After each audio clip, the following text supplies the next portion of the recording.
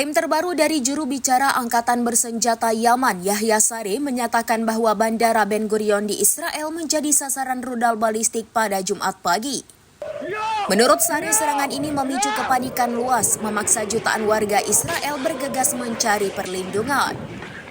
Dalam keterangannya pada Jumat 23 Mei, seperti dilaporkan Tasnim, Saree mengumumkan bahwa Angkatan Bersenjata Yaman meluncurkan rudal balistik hipersonik ke Bandara Ben Gurion yang terletak di dekat Tel Aviv.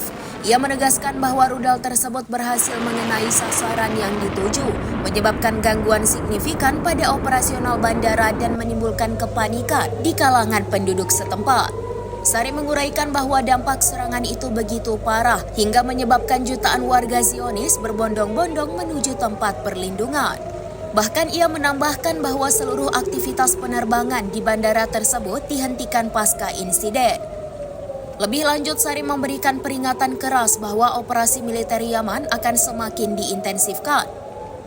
Ia menekankan bahwa serangan tidak akan berhenti sampai agresi Israel terhadap Gaza berakhir dan blokade terhadap wilayah tersebut dicabut sepenuhnya.